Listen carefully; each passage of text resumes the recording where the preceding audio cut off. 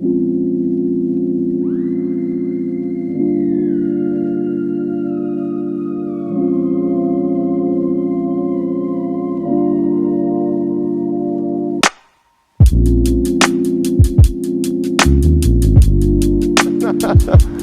are heading down to the Mount Pleasant Farmers Market. This is Saturday mornings. For me, we usually get out of the house by 9 or 10 a.m. Usually by 10 a.m. it's a little crowded, so if you want to beat the crowds, you get there before 10.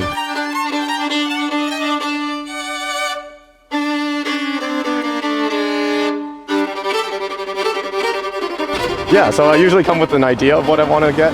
I'm not very good at meal planning generally, so it's just more like, oh yeah, I need to get this for pickling, or I need to get this for Monday dinner projects and stuff like that. So ideally I would be cooking more. I used to cook 6 days a week and treat myself for a restaurant once a week kind of situation, especially in college. But as the years have gone by, it's definitely become more half and half.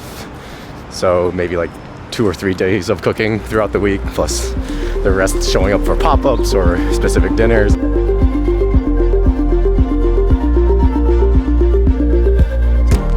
But usually I start from the other end, the northern end of the farmer's market, because I usually have compost to drop off.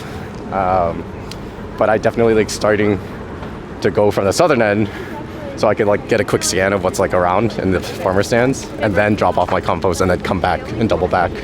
A lot of brassicas, there's a whole line of cauliflower. It's pretty insane. This is my go-to produce stand. I just love their stuff.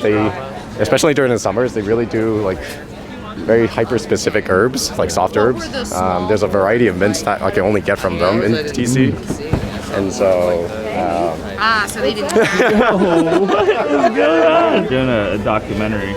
Cool. Yeah, of course. He's much more photogenic than I am. Yeah. So. How often do you come to the farmers market? Every single Saturday. Every single Saturday. You're mostly a Saturday, Mount Pleasant Farmers Market. Yeah, I do Mount Pleasant Farmers Market. I'll do the DuPont one on Sunday. It's farmers markets all weekend long. And the puppy enjoys it? She loves it. I'm buying for R&D, stuff for the supper I'm doing next week with my friend Michaela. Some R&D for another supper situation I'm doing in November. And so that one's a few weeks away, so I have some time to do some testing. Good morning, how are you? Doing well, yeah. Thank you. Is this for sale? I have no idea what that is. The flowers? Yeah, I'm what is, I've never seen. I don't even know what these are, to be honest, but it is for sale. Oh, okay. I'm really interested in the person who takes us home, because I know someone's going to want this kind of alien-looking plant. It's not going to be me. I couldn't, I bought a cactus one time, it went very terribly. Oh, no, okay. It was one of those glow kid situations, and so it just caught on my arm, rashes for weeks. My name is Carla. I work here at the farmers market probably about once a month. So this tent is Earth Spring Farms. Our farmer's name is Mike. He's actually out of town this weekend, but we basically set up everything in the morning, and then we either work at the registers checking everybody out, or today I'm on restock, so I'm just making sure everything looks fresh and full and overflowing with bountiful plentifulness. And I love working the market because it's a really nice, great way to connect with the community. Everybody's so nice. How can you be mad at the farmers market? What are we cooking? I run a supper club every month, and so right now it's Filipino food for next week. Okay. Delicious. I'm not really gonna buy that stuff until next week, because it's Sunday next week, and then I obviously have Saturday. And so. Yes. I used to eat 2 dozen eggs a week. It was easy protein, you just fry it up or boil it, and I enjoy the taste of eggs. It was a lot of eggs, and my cholesterol is somehow actually okay from all that egg consumption. But now I've definitely dialed back, maybe once, a dozen a week. So that was a part of my life. This is Reed's Orchard. This is a pretty famous fruit producer in the DC area. They do really gorgeous grapes and varietals, a lot of orchard fruits, obviously. So I've been a big fan of their Asian pears right now. Kiwi berries, these kiwi berries are the first time I've tried them. I tried them last week, and the ripe ones are gorgeous. So it really is what they say online. It's a sweeter kiwi without any of the acidity, when it's ripe at least. And Concord grape season, very short season in DC, usually a month at most. Martha Deer was doing like a really gorgeous grape pizza. They do it like every year for Concord grapes, but like they basically like blast the grapes, turn it into like a reduction with vinegar, and then turn it into it's like a paste or like a compote situation. It was like eye-opening for a pizza. I was just like, oh my god, like, this is a thing. There's a lot of these two stands both have young ginger, which is a much more pungent ginger. I've been trying to like translate that to like a pickle, like a thinly sliced pickle situation. It seems like they ran out of quince. Oh, actually they have quince over here. So it's also quince season with all the orchard fruits. Yeah, there's a lot of fruit to poach, and so I'll probably do some for the supper club or other cross-cooking projects in the future. When is your supper club? It is every last Sunday of each month, and so for October we're doing it this upcoming Sunday, I guess, or the following Sunday rather, which is the 26th, I believe. Because it's Filipino American History Month, we're doing a little homage to Filipino cuisine with my friend Michaela. Been a good friend for a few years now at this point, and she is a very adventurous cooker and baker, and I do not bake at all, so it's nice to have her very much volunteer for that portion of the supper. Did you just bust out a Tupperware? I did bust out. So a lot of these fruits tend to bruise easily, or like they get loose in the bag and like they just fall out. I don't carry like the box nets that often, so I've been carrying Tupperware now because I usually go straight home. So I've carried Tupperware, puts like specific fruits in there, especially during the summer where it's like softer and more sensitive things like plums and peaches, where like would really like split open essentially with enough impact. So that was a recent practice. I've been doing that for the past 6 months maybe. Leg and thigh quarters? I'm looking at turkey thighs actually. Oh, okay, yeah. I don't know if those are quarters technically, but I'm doing well. How are you? Yeah. I think this is the first time I've seen turkey like available for you all. Yeah. So Surprised yeah. too.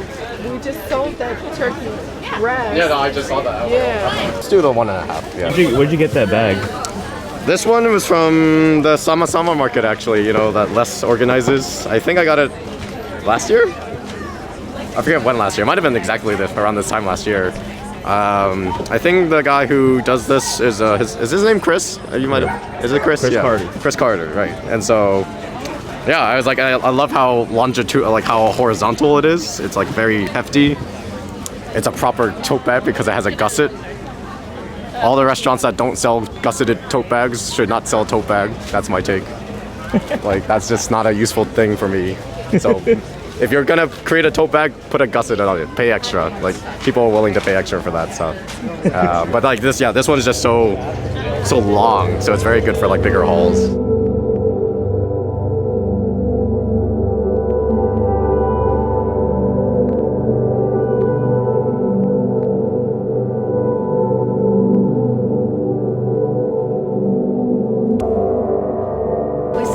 Tamales, some hot beverages, and horchata and chicken taquitos.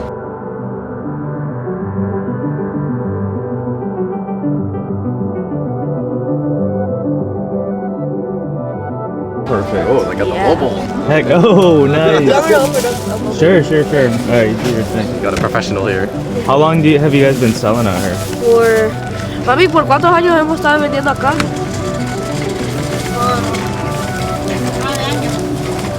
19 years. 19 years. Wow. Well, they have. I have. 19 years though. All right, here's your fork, and here's the tamale. Let's go. It's again. Hold on. This is a gorgeous. It's a paper bowl. I've never seen it in this dimension. Oh, yeah. Oh, yeah, that's it.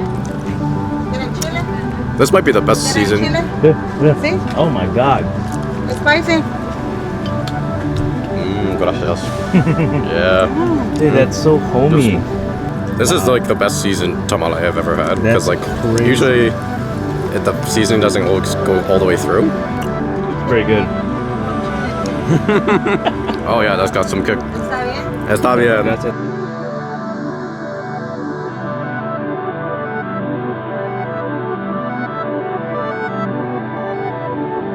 My cider consumption is very much at the whims of what Thea carries at Nido. So this one is incredible. It's like a very pretty penny for a non-alcoholic drink, but like you could taste it. You could taste why once you drink it. Shelf over here is like all pet nats and more natural carbonation kind of situations. I don't think I've had most of this. This one was a very nice rosé that I've tried recently. It says bubbly boy. It's me. Bubbly boy. I'm here at least once a week, so Saturday mornings for sure. I usually show up Wednesday or Thursdays for lunch. Pretty much whenever Thea's working, because it's our socializing time. Thea's I consider one of my closest friends in DC. She's like DC native through and through. She's like the best of why DC exists, honestly. She loves to gossip, loves to chat, loves to talk about life. She's obviously very wise and smart and thoughtful. She's really thoughtful. And so I very much go to her when I feel like I want to just like listen to somebody. I think she loves to just like share what she thinks about on a regular basis. And so it's a very safe space for me, for sure. Under angle you've ever taken. Make sure you get really up in there. Okay, I'm filming. Hi. Meow. Nido does sandwiches throughout the week. They're open 7 days a week. They open early on Saturdays, so they're open at 10 a.m. And they offer the sandwich stuff straight from 10 a.m. onwards. I kind of oscillate between all the sandwiches. Like my favorite used to be like the hamburger, their take on a hamburger. And then it used to be also like the broccolini melt, which is like a very hefty manchego cheese broccolini pressed sandwich. But it's very, very heavy. And someone who's technically dairy sensitive, I try to stay away from that now. Cucumbers, a little bean dip spread, the jamon, house-made focaccia. Yeah. I don't really have a strategy here. I usually try to get the skewer through, and then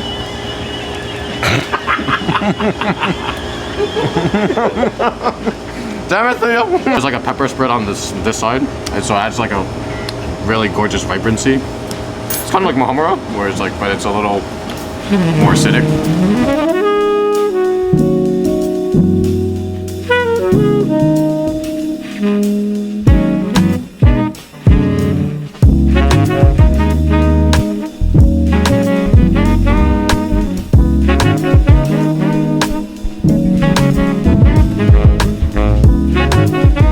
Well, this is Bull Fork Books. This is a neighborhood bookstore centered around cookbooks and culinary writing in general.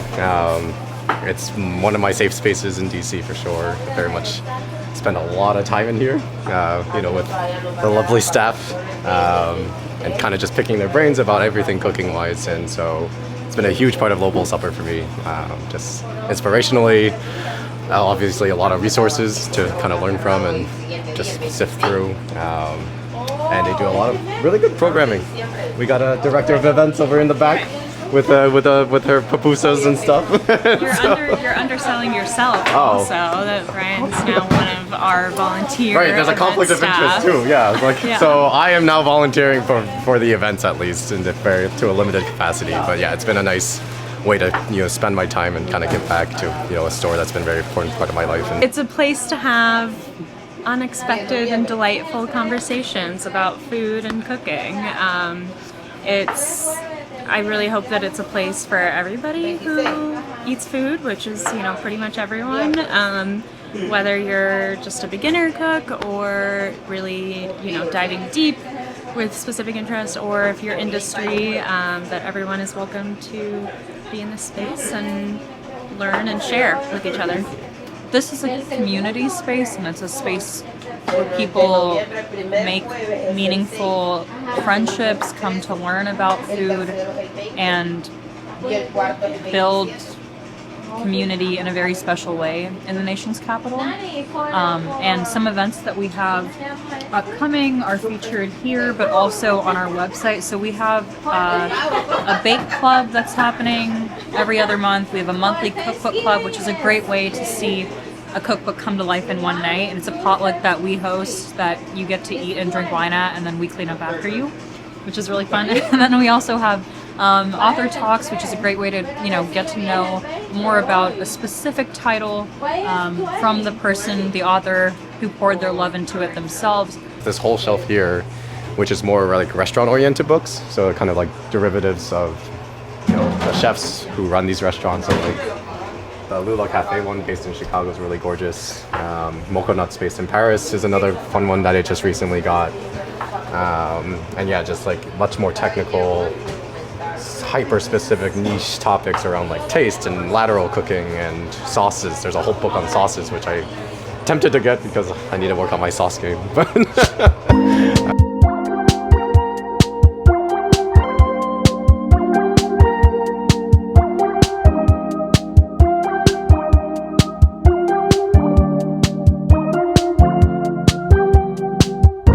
We're going to izakaya seki because it is Tuesday night, and that is what we do on Tuesday nights.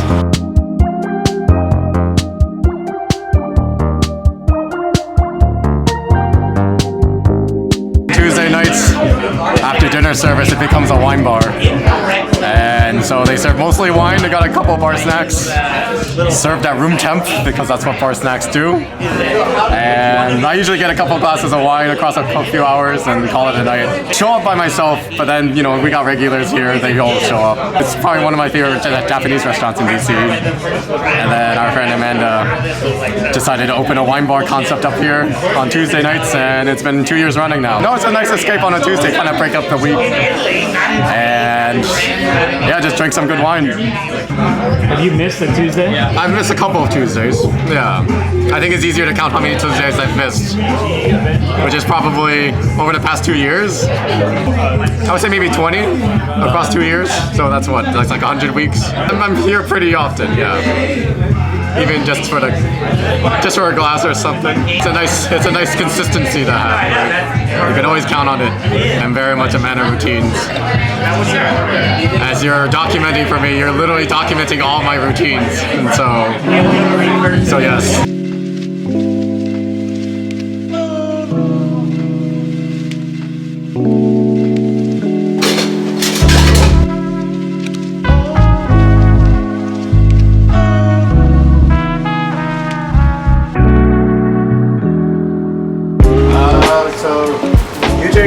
Reached out to me like a July? few months. I know, several months ago July, now. yeah, because Eugene knows my friend Rosh, who did my July supper club, and so they probably talked about it.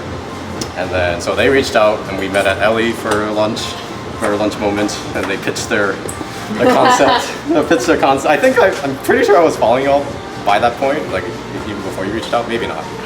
I think Eugene DM'd you from the account. So we were originally trying to do like the Mid-Autumn Festival celebration. So it was supposed to be October, and then everybody was out of town, I guess, during that weekend. So.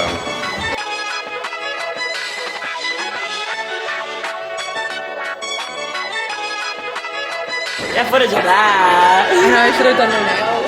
There's like chipping. How do you guys know Brian? We actually Kai went to his supper club. Yes, a while ago. Yeah. He did something with my friend from work's girlfriend. So I was there. How was it? It was good. How was the supper club? I was part of the pilot for Local Supper, and so that was like my first test run, and Sam Clark was off during that time. So I think she's coming tonight, right? With Vinny? Yeah, nice. And so it'll be a little reunion tonight. And it's almost been exactly a year since then. Oh wow! Yeah. I didn't realize it was such a momentous occasion. It is kind of momentous. It's your 1 year anniversary, Kai. Of meeting Brian. Yeah.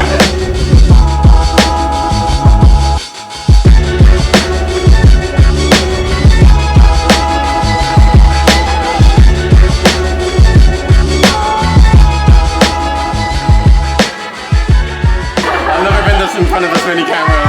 Oh my god. Around that menu, thank you.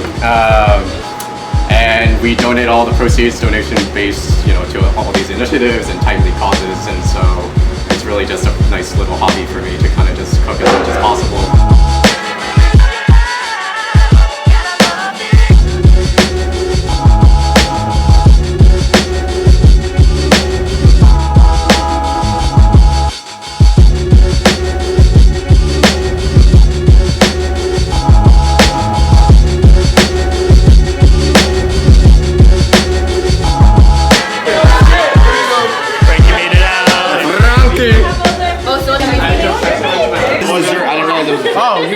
Kinda. Right here. From the great state and plains of Cognac, France, we have this beautiful vintage from 1765, Hennessy VS, which is short for very special. And it's made with beautiful grapes from France. Grapes from France. And there you are. I'm being funny. You gotta show Frankie. Damn, Alina. She's like, it's Alina the Stallion over here. Like Tina from Bob's Burgers. I'm not trying to put that out there. This is the first edition of Friendsgiving, lowbowl supper, you know, so thank you for pulling up, for showing up, bringing food. It's a very special one, Mama's here, and so... It's been a good 3 days of cleaning and cooking and eating and everything in between. I mean, all of this is because of Mama. So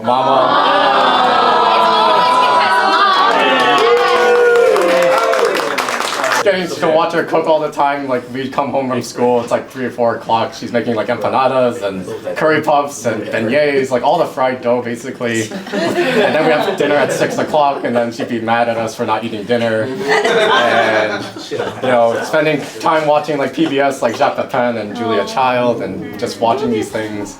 On a futon, just watching that shit. And all of our old white people. All this, you know, it's all because of Mama. Yeah. Nice homage to all the people who I've learned so much through this project. A lot of people were introducing me to all these cuisines and techniques. I'm like really challenging myself. Like I'm learning like entire cultures within like 2 weeks. Anything is possible.